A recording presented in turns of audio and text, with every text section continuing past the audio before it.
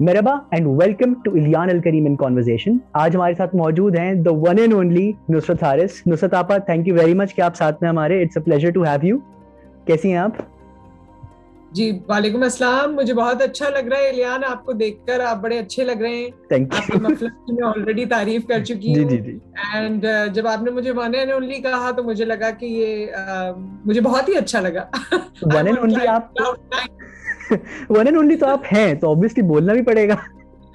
Okay, thank you so much, बहुत शुक्रिया। आप कैसे हैं? ठीक ठाक हैं? मैं बिल्कुल ठीक हूँ। चलें इंटरव्यू पे आते हैं। पहला सवाल मैं आपसे पूछूं, काफी इंटरेस्टिंग लगा मुझे ये कि हमने एक ट्रेंड नोटिस किया है that on hmm, screen personalities, उनके करियर बैकग्राउंड का स्टार्ट करियर जो है अलग होता है, उनकी एजुकेशन किसी और फील्ड की होती है, बट वो on hmm, screen and up करते हैं। आपने भी हम्म, चार्टर्ड अकाउंटेंसी पढ़ी और उसको छोड़ के आप मीडिया में आई, ऐसा क्यों हुआ? हम्म। अच्छा इलियान, हुआ ये कि वैसे मैं काफी जगहों पे ये बता चुकी हूँ, लेकिन आज दोबारा से बताती हूँ कि मैं चार्टर्ड अकाउंटेंसी की स्टूडेंट थी, और जब मैं मॉड्यूल सी मैंने क्लियर किया था, मॉड्यूल डी में थी, उसके बाद आर्टिकल्स वगैरह होती है, तो मेरी शादी हो गई थी।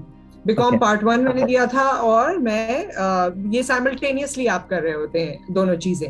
क्योंकि उस वक्त यही था कि सीए इज अ सर्टिफिकेशन, तो हमें इस डिग्री के लिए बीकॉम साथ में करना होता था। तो जब मेरी शादी हो गई उसके बाद मैंने बीकॉम पार्ट टू किया, उसका मॉड्यूल डी किया, फाउंडेशन या इंटरमीडिएट जिसे हम कहते हैं, सी इंटरमीडिएट, वो कंप्लीट हो गया। उसके बाद आगे चीजें करनी थी। तो विद टाइम वी रियलाइज्ड कि शादीशुदा जिंदगी में चार्टर्ड अकाउंटेंसी बड़ी मुश्किल से अकोमोडेट हो पा रही है हमारी शादीशुदा जिंदगी में। वैसे तो ऑब्वियसली लोग इसे करते ही हैं और बड़ा अच्छा करियर के तौर पर लेकर चलते हैं, इसलिए क्योंकि बाहर जाने का आपके पास टाइम है। जब आप ऑडिट पे होते हैं, क्लाइंट्स पे होते हैं, तो आपके पास जाने का टाइम है, आने का टाइम नहीं है। And obviously yes. When you are considered that the professional of that stature, तो फिर आप उसमें ये नहीं कह सकते कि जी आज तो मेरी दावत है, आज मुझे जाना है, आज मेरे ससुराल वाले आ रहे हैं, आज ये हो रहा है। शादी के बाद बड़ी जी सारी हाँ। चीजें होती हैं। और जब आप थोड़ी यंग एज में, यानी अपने हिसाब से आपको लगता हो कि जी मैंने 23-24 साल में शादी करनी है, लेकिन अगर आपकी 20 साल में शादी हो जाए, तो मुझे लगता है कि आप में अभी वो वाली मेच्योरिटी नहीं होती है। आप सीख रहे होते हैं, लेकिन बहुत सी चीजें आप handle at the same time नहीं कर पाते। तो बहरहाल वो मुझे लगा कि मैं चार्टर्ड अकाउंटेंसी को उस तरह परसू एज अ करियर नहीं कर पाऊंगी। फिर मैंने अपने ही कॉलेज में मॉड्यूल ए के स्टूडेंट्स को पढ़ाना शुरू किया था। उनको मैं इंग्लिश पढ़ाया करती थी, वो मैंने वाह। तकरीबन एक सेशन पूरा पढ़ाया होगा। उसके बाद समहाउ हम मुख्तलिफ शोज में इनवाइटेड हुए, और वो मेरे हस्बैंड के कुछ फ्रेंड्स थे, उन्होंने कहा जी हमें कपल चाहिए, और जैसे हम गेस्ट लाइन अप करते हैं, तो जी हम हाँ। इनवाइटेड हुए और हमने शोज अटेंड किए। और उसके बाद बस मुझे ऑफर आई, and then I thought that yes, this is a line, this is a field, मतलब जो आप ज्वाइन कर सकते हैं। तो मैंने न्यूज एंकरिंग से शुरू किया था। इंग्लिश में न्यूज एंकरिंग होती थी बिजनेस प्लस में, मैंने वहां से शुरू किया था। उस वक्त भी मुझे पता नहीं था कि I am accepting it as my profession, या ये बस ऐसे ही कि भाई मुझे कुछ करना है अपनी लाइफ ओके। में ना, तो मैं कर रही हूँ। सही। जी। लेकिन आप सिर्फ वहां नहीं रुकी, आपने उसके बाद अपना एनजीओ स्टार्ट किया, आपने वॉइस ऑफ नेशन जो यूट्यूब चैनल है उस पे आप आई, और अब आपने अपना ऑनलाइन स्कूल भी शुरू किया है। तो क्या ये चीजें आपने प्लान की या बस होती चली गई? अच्छा, ये बड़ा इंटरेस्टिंग सवाल है लियान, और प्लान मुझे लगता है मैंने उस तरह जिंदगी में नहीं किया। गो के हर इंसान सोच रहा होता है कि अच्छा मुझे ये करना है, वो करना है। बहुत सी चीजें अल्लाह ताला ने मेरे लिए, अगर देखा जाए तो मैं मीडिया में भी किसी प्लान के तहत नहीं आई, मेरे हम्म। वहमो गुमान में नहीं था। या एक दिन पहले तक जब मैंने ये सोचा होगा, उसके एक दिन पहले तक मुझे पता नहीं था कि मीडिया भी एक फील्ड हो सकती है, या मैं एंकर पर्सन बन सकती हूँ। तो बहुत सी चीजें अल्लाह ताला ने मेरे लिए रास्ते खोले, मुझे अपॉर्चुनिटी दिखाई। हाँ, मैंने उस अपॉर्चुनिटी को अवेल किया। और मैं इस पे बिलीव करती हूँ कि जब आपके पास कोई अपॉर्चुनिटी आए, तो आप उसे छोटा, हल्का, कमजोर मत समझें। आप उसे अडॉप्ट करें, कोशिश करें, देखें कि अगर उसमें कुछ हो सकता है तो आप जरूर करने की कोशिश करें। अच्छा, मैं आपको ये बताऊं कि मैंने अपनी पढ़ाई भी आगे परसू की, जो कि बहुत टाइम लगा मुझे। मैंने मास्टर्स इन इंग्लिश का जो फर्स्ट ईयर होता है, प्रीवियस ईयर होता है, वो दिया। फिर 2-3 साल का गैप आ गया, फिर उसका फाइनल ईयर दिया। फिर मैंने एमबीए परसू किया। तो I have done my masters in English literature, and MBA में मैंने मार्केटिंग में कंप्लीट कर लिया। तो वाह। वो मुझे टाइम लगा बहुत, क्योंकि साथ में बच्चे और चीजें, एक दफा पेपर्स दे दिए, फिर ब्रेक आ गया, फिर दूसरे पेपर्स दिए, जी। तो ये चीजें हुई। और जिस तरह आपने कहा, एनजीओ हमने बनाई, क्योंकि हम बहुत सारा काम इस तरह का कर रहे थे जो बहुत अच्छा होता है, किया जाना चाहिए, और आप बगैर किसी एनजीओ के या बगैर किसी टैग के भी काम कर सकते हैं। लेकिन वहां हमें महसूस हुआ कि कुछ चीजें ऐसी होती हैं कि लोग आपसे पूछते हैं या अथॉरिटीज आपसे पूछती हैं कि ये इख्तियार आपको किसने दिया, ये काम आपने किया, या ये चीज अगर आपने बच्चों के लिए किया है, या ये आपने पर्टिकुलर लोगों को या पर्टिकुलर ग्रुप को चूज किया है और आप उनको ये काम करवा रहे हैं, तो आपके पास कौन सा सर्टिफिकेट है या आपको किसने ये इजाजत दी है। सो वो कोई चीज ऐसे बैरियर्स आ जाते हैं जिसके लिए हमने एनजीओ अपनी रजिस्टर्ड करवाई। अच्छा, हमारी एनजीओ में जिस तरह से लोग समझते हैं कि एनजीओ में आप दूसरों से पैसे ले रहे हैं, तो ऐसा कुछ भी नहीं हुआ। आज तक जो भी कुछ उसमें प्लान हुआ वो हमने खुद ही किया। बस वो एक अम्ब्रेला है कि एक एनजीओ है, मगर उसमें कोई भी फंडिंग, कोई भी ऐसी चीज नहीं है जो हम दूसरों से लेते हो या उसको यूटिलाइज करते हो। अब तक ऐसा नहीं हुआ। आगे कोई प्रोजेक्ट ऐसा आ जाए या कोई चीज ऐसी हो जाए तो उसके बारे में मैं अभी नहीं कह सकती। बाकी ये है कि वॉइस ऑफ नेशन भी कलेक्टिव एफर्ट होती है इलियान। जो भी चीज होती है शायद आपके जहन में कभी आती हो या आपको आपकी ख्वाहिश होती हो, लेकिन it's always a team work. तो यहाँ पर भी we have a partner with us, और वो हमारे फैमिली फ्रेंड्स हैं, उनसे बहुत अरसे का रिश्ता है। और एक डिनर पे बैठे बैठे ऐसी एक वेग ख्याल आया था कि हमें अब डिजिटल मीडिया बड़ा पावरफुल होता जा रहा है और लोग डिजिटाइजेशन की तरफ जा रहे हैं पूरी दुनिया में, तो why not we should start something like that. तो हमने इस पे पूरा काम किया, और अभी भी मैं अपने स्टूडियो में मौजूद हूँ, और आप भी आइएगा। आपकी वालदा तो आ चुकी हैं लेकिन ये है कि आप भी आइएगा और देखिएगा, तो आपको एक मिनी चैनल की थोड़ी सी फील आती ही है। So हम इस पे काम कर रहे हैं, but there is lot to do and there is a long way to go। अभी देखते हैं कि इसको हम कहाँ तक किस तरह से आगे लेके जाते हैं। स्कूल की आपने बात की, वो कोविड के दौर में हमने शुरू किया। एक आइडिया हमारे पार्टनर्स की तरफ से आया, और उस वक्त वो एक ऐसी आइडिया था जो वो चाहते थे करना। जब हमसे मुलाकात हुई, जाहिर है हम उस पर एक्साइटेड हुए, and then we together we worked on that. और न सिर्फ हमने बल्कि हमारी एकेडमिक टीम है जिनका साल का एक्सपीरियंस है। हमारा एक्सपीरियंस अपनी अपनी फील्ड में जरूर है, लेकिन एकेडमिक्स में उस तरह नहीं है। हमने पढ़ाई जरूर की लेकिन पढ़ाया नहीं है ना इस तरह से। तो फिर वो बस लोग मिलते गए, कारवां बनता गया, और अभी हमें बड़ी खुशी है। और इसके लिए मैं ये भी बता दूं कि जब भी आप कोई चीज शुरू करते हैं तो लोग समझते हैं कि अच्छा ये आपने दूसरों के लिए तो शुरू कर दिया, लेकिन शायद आपको खुद इस पे कॉन्फिडेंस है या नहीं, आप उस सर्विस को अवेल कर रहे हैं या नहीं। तो मैं आपके लिए और आपके देखने वालों के लिए बताना चाहती हूँ कि जब हमने स्कूल शुरू किया तो हमने अपने बच्चे भी एक प्राइवेट स्कूल से, एक नामी ग्रामी स्कूल से निकाल के अपने ही स्कूल में उनको एनरोल किया। वो वहीं क्योंकि हमें ये लगता है कि अगर हमारा स्कूल अच्छा है, अगर हमें लगता है हमारी प्रोडक्ट अच्छी है, तो हमारे अपने बच्चों को वहां पढ़ना चाहिए। ऑफ कोर्स मैं स्कूल पे और भी बात करूंगा, लेकिन उससे पहले आपने डिजिटल मीडिया की एक बात की, तो उससे मुझे आपसे पूछना था कि आप मेन स्ट्रीम मीडिया में रही हैं, आपने डिजिटल मीडिया में भी काम किया है, तो इन दोनों में आपको डिफरेंस क्या नजर आता है? और एक डिबेट है कि डिजिटल मीडिया कभी मेन स्ट्रीम मीडिया की जगह नहीं ले सकता, इस पे आपकी क्या व्यू है? अच्छा देखिए, पहले तो ये कि डिबेट, जब इलेक्ट्रॉनिक मीडिया हमारे पास बहुत से लाइसेंसेस मिल गए थे और जियो भी आ गया था और बाकी चैनल्स भी आ रहे थे, तो उस वक्त भी लोगों की डिबेट थी कि जी अखबार को कोई रिप्लेस नहीं कर सकता। और ये बात शायद सही है, अखबार को वाकई किसी ने रिप्लेस नहीं किया, लेकिन इलेक्ट्रॉनिक मीडिया ने अपनी जगह बनाई और बड़ी भरपूर जगह बनाई। ठीक है, अब वही डिबेट है, अब वही एक ट्रांजिशन का दौर है जब हम ये कहते हैं कि जी डिजिटल मीडिया ही सब देखते हैं और इलेक्ट्रॉनिक मीडिया की उस तरह से शायद जगह नहीं है। लेकिन इन सब के, और अभी भी आप देखिए आपके घर में भी ऐसा होता होगा कि जब आपको कोई प्रोग्राम देखना होता होगा आप यूट्यूब लगा लेते होंगे, कोई ड्रामा देखना है आपने यूट्यूब लगा लिया, आप चैनल पे जाने के बजाय आप यूट्यूब लगाते हैं। हैविंग सेड दैट, अभी भी मैं ये नहीं कह सकती कि डिजिटल मीडिया इलेक्ट्रॉनिक मीडिया की जगह ले लेगा या इलेक्ट्रॉनिक मीडिया को हम एक साइड पे कर देंगे। आई डोंट थिंक सो, क्योंकि इसके लिए बड़ा एक फॉर्मूला है। आप देखिए अभी भी जो एड्स मिलते हैं, जो मार्केटिंग होती है, जो फाइनेंसेस आते हैं, वो इलेक्ट्रॉनिक मीडिया को ही जाते हैं। जी हाँ। डिजिटल मीडिया का शेयर बहुत कम है या तो फिर नहीं है। डिजिटल मीडिया को लोग बहुत आसान समझते हैं, एक्सेसिबिलिटी आसान है, आप भी चैनल बना ले, मैंने भी बना लिया, उसने भी बना लिया। लोग अभी इसको उस तरह से इसको डिसाइड नहीं कर पाए हैं कि कितनी प्रोफेशनलिज्म इसमें रिक्वायर्ड है, कितनी और चीजें रिक्वायर्ड हैं।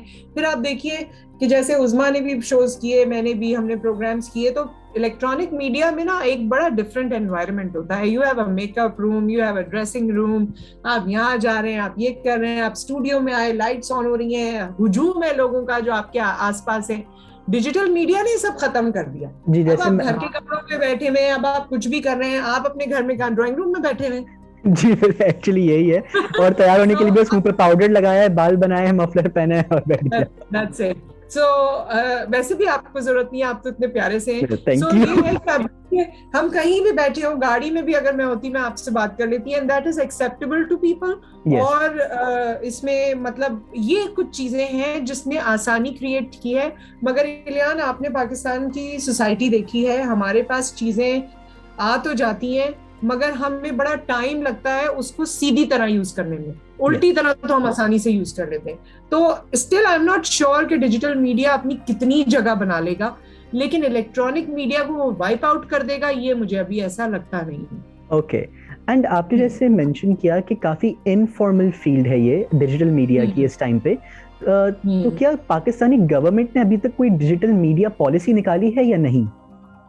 अच्छा, पाकिस्तानी गवर्नमेंट मुझे लगता है कि इस पे काम कर रही है, और मैं काफी अरसे से सुन रही हूँ कि इस पे काम हो रहा है। अब इस पे बाकायदा पॉलिसी बनने जा रही है या बन चुकी है, तो वो मंजरे आम पर आ जाएगी।